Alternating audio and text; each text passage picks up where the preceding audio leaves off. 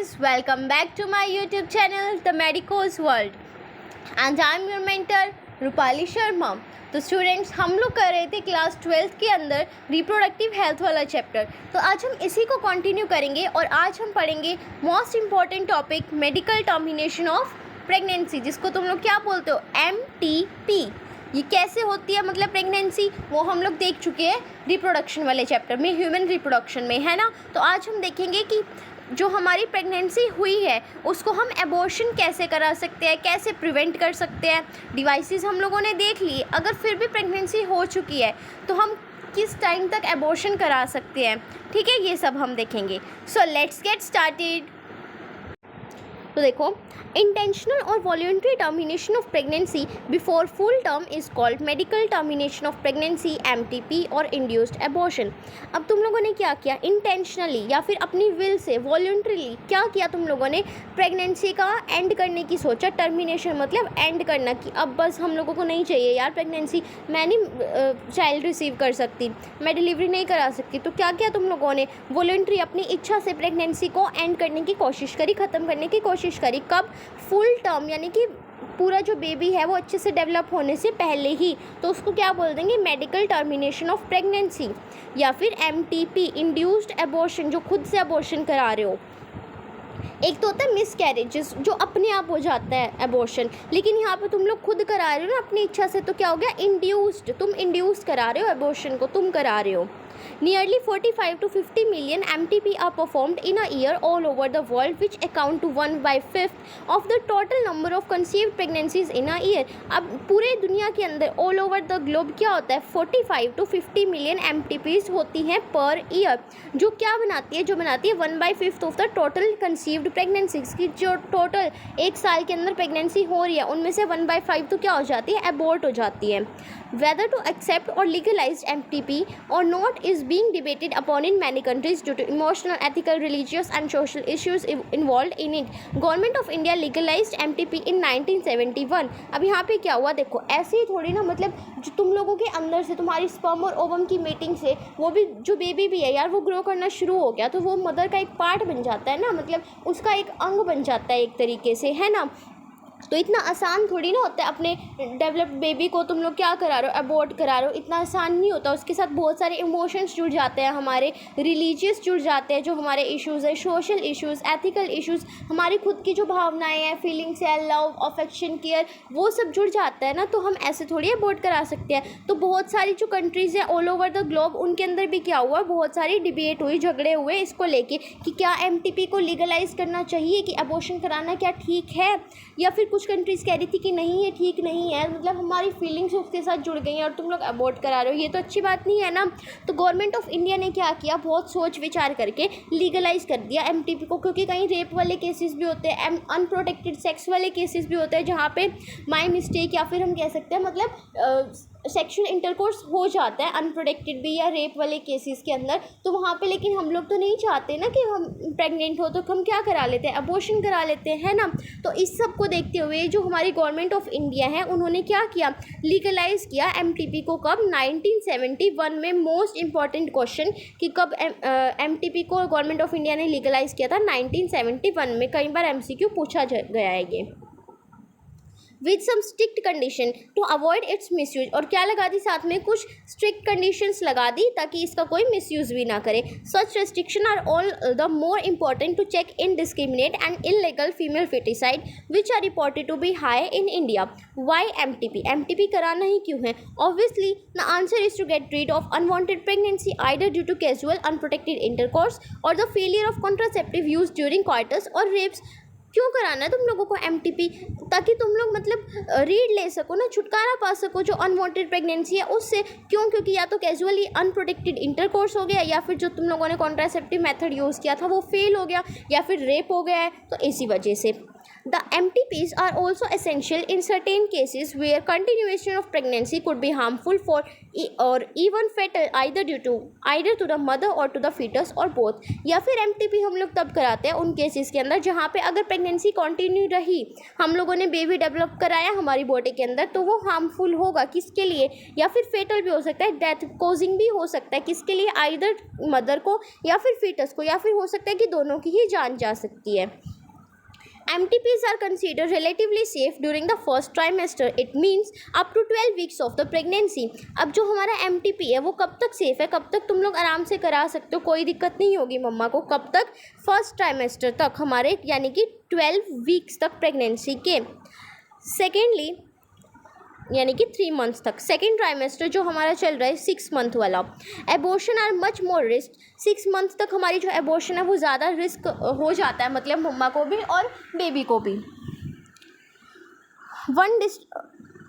One disturbing trend observed is that a majority of the MTPs are performed illegally by the unqualified quacks, which are not only unsafe but could be fatal too. Another dangerous trend is the misuse of amniocentesis to determine the sex of the unborn child. Frequently, if the fetus is found to be female, it is followed by MTP. This is totally against what is legal. अब यहाँ पे क्या हो रहा है कि तुम लोग MTP तो करा रहे हो, लेकिन फर्स्ट अगर ट्राइमेस्टर तक करा रहे हो 3 मंथ्स तक तो ठीक है, सेफ्टी है पूरी, लेकिन अगर सेकेंड ट्राइमेस्टर में करा रहे हो तुम लोग, जो नेक्स्ट 3 मंथ्स है, यानी कि 6 मंथ वाले जो टर्म चल रही है तुम लोगों की, 4th, 5th and 6th month वाली, उस टाइम पे क्या हो जाता है, थोड़ा रिस्की हो जाता है मम्मा के लिए भी और चाइल्ड के लिए भी। अब एक जो हम लोग डिस्टर्बिंग ट्रेंड यहाँ पे ऑब्जर्व करते हैं वो क्या है कि जो MTPs होते हैं, देखो इतना बारीकी का काम है ना, इतना नाजुक है कि मतलब तुम लोग एक डेवलप जो कर रहा है बेबी, उसको तुम लोगों को अबॉर्ट कराना है, और मम्मा का भी साथ में बॉडी जो है हमारी मम्मा की वो भी इन्वॉल्व है, तो कितनी ज़्यादा क्रिटिकल सिचुएशन होगी ना ये।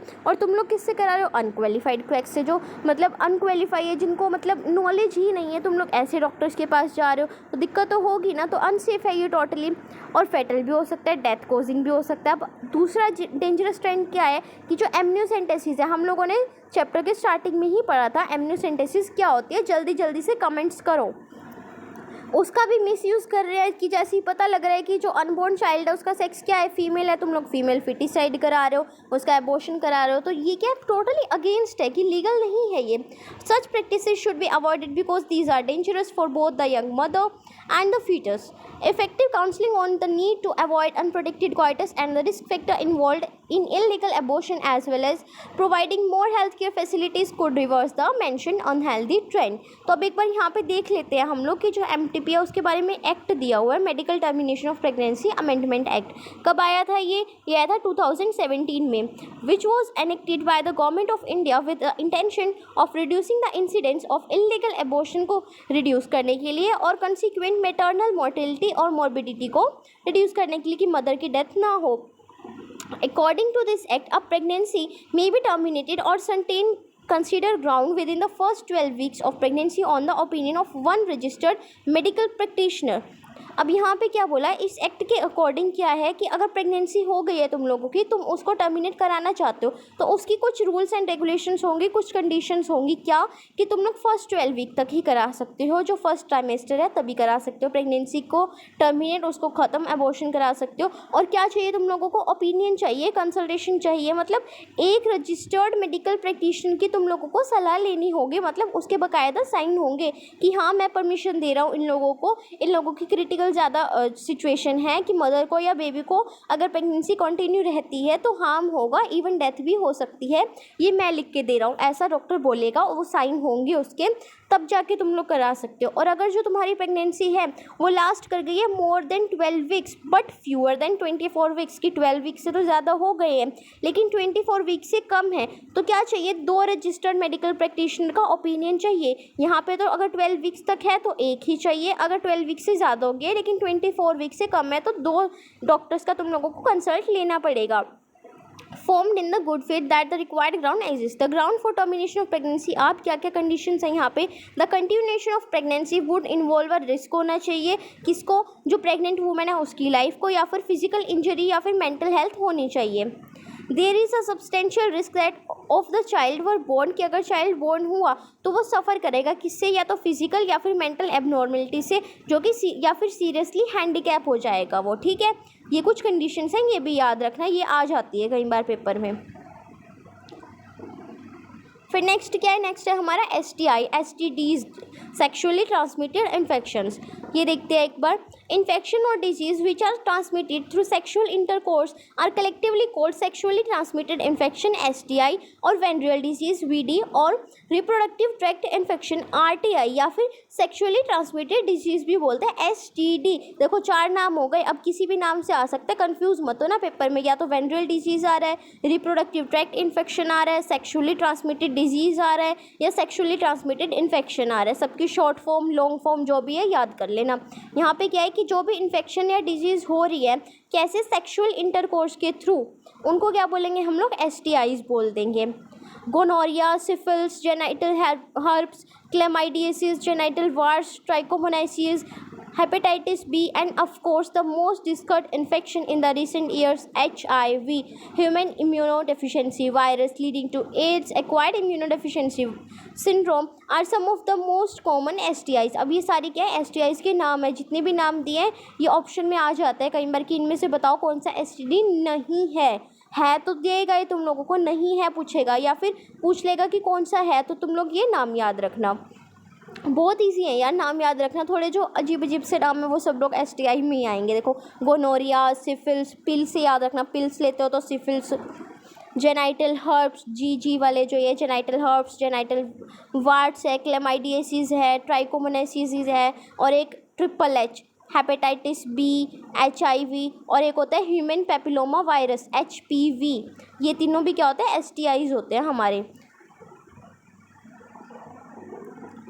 अब देखो some of these infection like hepatitis B and HIV can also be transmitted by sharing of injection needles, surgical instrument etc. with infected person, transfusion of blood or from an infected mother to the fetus to। अब कैसे कैसे transmit होंगे ये हमारे, या तो तुम लोग नीडल शेयर कर रहे हो, इंजेक्शन शेयर कर रहे हो, ब्लड का ट्रांसफ्यूजन करा रहे हो कि एक पेशेंट को HIV है और उसी का ब्लड तुम लोगों ने अपनी बॉडी में डाल लिया तो क्या हो जाएगा, तुम लोग को भी HIV हो जाएगा। या फिर सर्जिकल इंस्ट्रूमेंट उसके यूज़ कर रहे हो जो उसने पहले इन्फेक्टेड पेशेंट ने यूज़ किए हैं, ठीक है। या फिर मदर से फीटस को भी हो सकता है। Except for hepatitis B, genital herpes and HIV, ये जो हमारे 3 हैं। सॉरी मैंने वहाँ पे गलत बोल दिया, HPV ह्यूमन पेपिलोमा वायरस नहीं, यहाँ पे मैं जेनाइटल हर्प्स की बात कर रही थी। जो हेपेटाइटिस B है, जेनाइटल हर्प्स है और HIV है। दूसरी डिजीज़ तो क्योर हो सकते हैं लेकिन ये तीनों ऐसे हैं H3 H³ से याद रखते हैं, हेपेटाइटिस B, जेनाइटल हर्प्स और HIV वायरस। HIV इन्फेक्शन जो हैं ये क्योर भी नहीं हो सकते, ऐसी STDs हैं ये।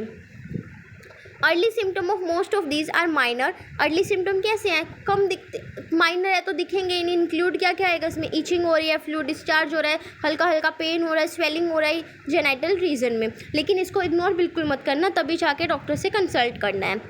इन्फेक्टेड फीमेल में ऑफन भी एसिम्टोमेटिक, जो इन्फेक्टेड फीमेल है वो तो हो सकता है कि कोई सिम्टम शो ही नहीं कर रही है उनकी बॉडी, एंड हैंस में रिमेन अनडिटेक्टेड फॉर लॉन्ग। और जब सिम्टम ही शो नहीं हो रहा है तो तुम लोगों को कोई सपना थोड़ी आएगा कि तुम लोगों को STD हो गया है, वो तो रेगुलर चेकअप कराते रहना चाहिए अगर इंटरकोर्स कर रहे हो तो यहाँ पे क्या हो गया, जो फीमेल्स हैं उनके अंदर तो सिम्टम भी नहीं आते, तो काफ़ी लंबे समय तक क्या हो जाएगा, वो अनडिटेक्टेड रहेगा। एब्सेंस और less significant symptom in the early stages of infection and the social stigma attached to STDs determine the infected person from going for timely detection and proper treatment. अब हमारी सोसाइटी कैसी है यार, यहाँ पे मतलब इस चीज़ को सोशल स्टिग्मा माना जाता है कि नहीं इसने तो सेक्सुअल इंटरकोर्स किया है। अगर किसी को पता लग जाए कि किसी को STD की बीमारी है और मतलब उसकी सोसाइटी वालों को भी पता लग जाए तो बेचारे का जीना हराम ही कर देंगे वो लोग, तो उसके बारे में अजीब अजीब बातें बनाएंगे कि इसने तो मल्टीपल पार्टनर रखे होंगे, रोज़ सेक्स करके आता होगा, ये सेक्सुअल इंटरकोर्स, कॉन्डम्स वगैरह का यूज़ करता होगा, नहीं करता होगा, सॉरी कॉन्ट्रासेप्टिव डिवाइसेस का कैसा बंदा है ये, उसको मतलब पूरी सोसाइटी से अलग कर देता है। लेकिन तुम लोगों को ऐसा नहीं करना है बिल्कुल भी। अगर तुम लोगों को लग रहा है कि हाँ हम लोगों को STI होने के चांसेस हैं तो बेझिझक होकर डॉक्टर से कंसल्ट करना है, अपना प्रॉपर ट्रीटमेंट लेना है, टाइमली डिटेक्ट कराना है उस बीमारी को, ठीक है। क्योंकि ज़रूरी नहीं है कि ये सब इन्हीं वजह से हो सकता है तुम लोगों ने गलती से किसी इन्फेक्टेड पर्सन की नीडल यूज़ कर लियो या सर्जिकल इंस्ट्रूमेंट यूज़ कर लो, या हो सकता है बाय मिस्टेक डॉक्टर ने ही यूज़ कर दिया हो, तुम लोगों की कोई सर्जरी होनी हो और उसने ऐसे ही कोई सर्जिकल इंस्ट्रूमेंट यूज़ कर दिया, तब भी तो हो सकता है ना STDs। तो बिल्कुल भी घबराना नहीं है। तो देखो यहाँ पे आगे क्या है, this could lead to complications, क्योंकि बाद में जाकर कॉम्प्लिकेशन हो सकती है, जैसे कि PID हो सकता है, पेल्विक इन्फ्लामेटरी डिजीज़। जितने भी इसके अंदर वो आ रही है ना, एब्रीवेशंस आ रही हैं या शॉर्ट फॉर्म लॉन्ग फॉर्म जो भी कहते हो तुम लोग, वो आ रही हैं, वो सब याद रखना, वो पक्का पूछी जाती है पेपर में, पक्का 100% लिखवा के ले लो चाहे। एबॉर्शन, स्टिल बर्थ, एक आधा क्वेश्चन तो पक्का आता है देखो पूरी बायो के अंदर से, और मोस्टली इस चैप्टर के चांसेस होते हैं कि इसके अंदर से जो हमारी शॉर्ट फॉर्म है वो आएँ या फिर कॉन्ट्रासेप्टिव डिवाइसेस आएँ। बाकी एज सच इसके अंदर से तो एक ये आ सकते हैं जो 3 पॉइंट्स दिए हुए हैं, या फिर ऊपर ये जो 3 बीमारियां थी कि इनका ट्रीटमेंट नहीं है, ये आते हैं। एबॉर्शन हो सकता है, स्टिल बर्थ हो सकता है। एक्टोपिक प्रेगनेंसी क्या होती है? स्टिल बर्थ मतलब कि प्रॉपर्ली जो बेबी है वो ग्रो नहीं कर रहा है, अच्छे से बर्थ नहीं हुआ है उसका। एक्टोपिक प्रेगनेंसी क्या है कि देखो हमारी फर्टिलाइजेशन कहाँ पे होती है? फेलोपियन ट्यूब में, और उसके बाद जो हमारा जाइगोट बनता है वो इम्प्लांट हो जाता है कहाँ जाके? यूट्रस के अंदर। लेकिन क्या हुआ यहाँ पे एक्टोपिक प्रेगनेंसी के अंदर कि यूट्रस के अंदर इम्प्लांट होने की बजाय वो किसी और ऑर्गन में जाके इम्प्लांट हो गया, जैसे कि फेलोपियन ट्यूब में बेबी ग्रो होना शुरू हो गया, या फिर तुम लोगों का सर्विक्स में होना शुरू हो गया, तो वो क्या दिक्कत करेगा ना, तो उसको क्या बोलेंगे? एक्टोपिक प्रेगनेंसी, की कहीं और जाके प्रेगनेंसी हो गई, इम्प्लांटेशन कहीं और हो गई। इनफर्टिलिटी हो सकती है, या हो सकता है कि तुम लोगों के अंदर ओवम का या स्पर्म का काउंट लो हो जाए या प्रोड्यूस ही ना हो, इनफर्टाइल कपल्स बन जाओ तुम लोग, इनफर्टिलिटी हो सकती है। और इवन कैंसर तक भी हो सकता है रिप्रोडक्टिव ट्रैक्ट का। STI are a major threat to a healthy society. Therefore, prevention or early detection and cure of these disease are given prime consideration under the reproductive health care program. Though all persons are vulnerable to these infections, their incidences are reported to be very high among persons in the age group of 15 to 24 year वाला जो age group है इसमें ज़्यादा पाई जाती है ये STDs. The age group to which you belong to. There is no reason to panic. कोई reason नहीं है पैनिक करने का, because prevention possible है। One could be free of this infection by following the simple principal. अब तुम लोगों को क्या चीज़ें फॉलो करनी है कि STDs ना हो तुम लोगों को। देखो, अवॉइड करना है सेक्स विद अननोन पार्टनर, जिनको नहीं जानते उनके साथ जाके सेक्स नहीं करना है। मल्टीपल पार्टनर भी नहीं रखना है, एक पे ही स्टिक रहो अगर करना भी है तो। Always try to use condom during coitus. जब भी कॉइटस कर रहे हो, सेक्सुअल कॉइटस कर रहे हो, सेक्सुअल इंटरकोर्स कर रहे हो, कॉन्डम्स का यूज़ करना है, कॉन्ट्रासेप्टिव डिवाइसेस का यूज़ करना है। इन केस ऑफ डाउट, अगर तुम लोगों को लग रहा है कि हाँ मुझे STI हो सकता है, तो तुम लोगों को क्या करना है? क्वालिफाइड डॉक्टर के पास जाना है अर्ली डिटेक्शन के लिए, और गेट कंप्लीट ट्रीटमेंट कराना है अपना, अगर डायग्नोज हो रहा है तुम लोगों को इन्फेक्शन की है तुम लोगों को। इतना आया समझ? तो अब हमारा एक ही टॉपिक रह गया इनफर्टिलिटी वाला, इसको हम लोग नेक्स्ट क्लास में करते हैं, आज यहीं तक करते हैं। इसको बहुत अच्छे से रीड कर लेना, इनफर्टिलिटी नेक्स्ट लेक्चर के अंदर। तो please like, share and subscribe my YouTube channel and don't forget to comment positive wise. जल्दी जल्दी से हार्ट भेज दिया करो यार कमेंट सेक्शन में। अगर सेशन अच्छा लगता है तो ना तुम लोग लाइक करते हो ना तुम लोग कमेंट करते हो, ऐसे ना किया करो। मैं भी मोटिवेटेड फील करती हूँ ना अगर तुम लोग मेरे लिए लाइक करते हो या तुम लोग कमेंट करते हो सेशन के अंदर। और कोई डाउट आ रहा है तो वो भी कमेंट करो, मैं पक्का सोल्व करके भेजती हूँ सबके doubts. So keep loving, keep supporting, stay tuned. Thank you so much.